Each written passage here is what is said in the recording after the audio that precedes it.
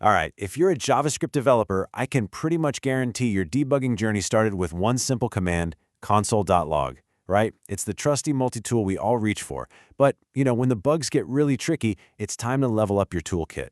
So today, we're going to unlock some powerful browser tools that will totally change the way you fix code, moving you from just guessing to knowing. Okay, so this quote, it's a direct challenge to a habit that, let's be honest, pretty much all of us have. We sprinkle console.logs everywhere, we hit refresh, and we just hope to catch a tiny glimpse of the problem in this massive flood of information. But what if there's a better way? A cleaner and, frankly, a far more powerful way to find and fix those bugs?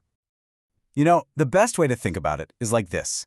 Console.log is a fantastic hammer. You can do a lot with it. It's great.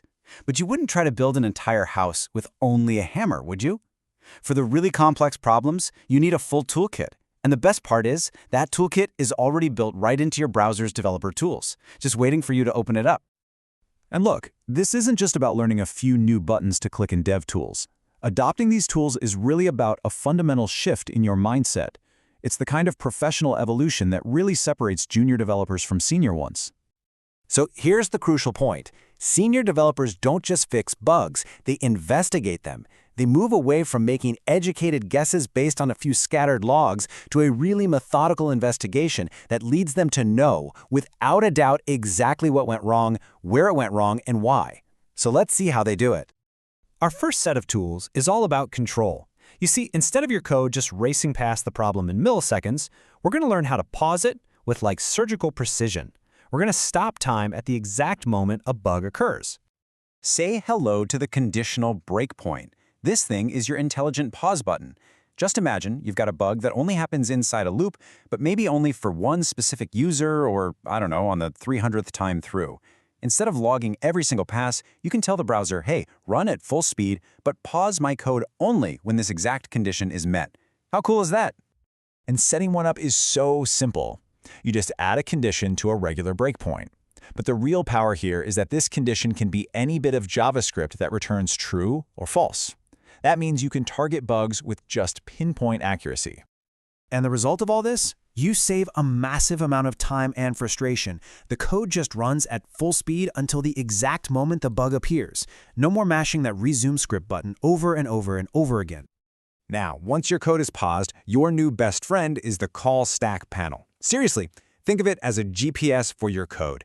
It's a perfect breadcrumb trail showing you the exact path of function calls that led you to this exact spot in your application. But the call stack isn't just a list, it's practically a time machine. By clicking on any function in that stack, you can literally rewind your application and see the exact state of all its variables at that earlier point in time. This is how you finally answer that question we've all asked, how on earth did this variable get that value? Okay, so pausing is powerful, but sometimes you really do just need to see the data as it flows. So what if we could get the benefits of logging, but, without littering our source code and making a huge mess? Well, if you're dealing with an array of objects, Console.log gives you this tangled mess of expandable objects you have to click through one by one. It's awful. Console.table, on the other hand, is the elegant, beautiful solution to that chaos. I mean, look at this. The difference is night and day. Imagine you've got 100 user objects. With just one click on the role column header, you can instantly sort them and see if any users were incorrectly assigned as an admin. It turns a painful investigation into a simple, quick scan. But what if you want the benefit of a log without actually modifying your source code, and maybe more importantly, without having to remember to remove it later? We've all been there.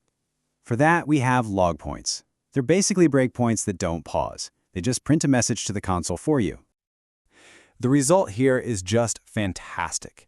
You get all the information you need, your code stays perfectly clean, and you completely eliminate that dreaded oh no moment of realizing you just pushed a console.log to production.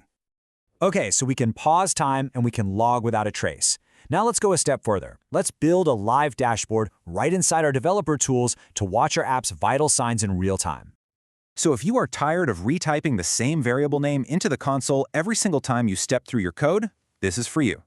Watch expressions let you pin any value you care about, and it creates this live updating dashboard that shows you exactly what's changing step by step. It's a game changer. Modern apps are full of libraries, right? But when you're debugging, you don't really care about the internals of React or Lodash. You care about your code.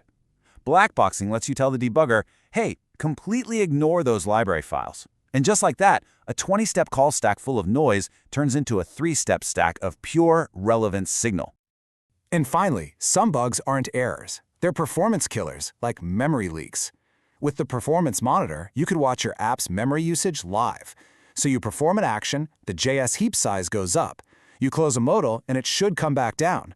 But what if it just goes up and never recovers? Well, you've just caught a memory leak red-handed, in real time. So, as we wrap up here, let's circle back to that core idea. All of these tools, conditional breakpoints, the call stack, log points, the performance monitor, they're about way more than just fixing bugs faster. They're about truly understanding how your code actually behaves in the wild. And that's really the key takeaway today. Mastering these techniques isn't just about finding bugs. It marks your shift from a reactive, guessing-based approach to a proactive, investigative one. It's a fundamental step in your growth as a professional developer. By embracing this toolkit, you're not just fixing today's bug. You're equipping yourself to solve tomorrow's challenges with confidence and precision. You've just reclaimed countless hours of future frustration. So the only question left is, what are you going to investigate next?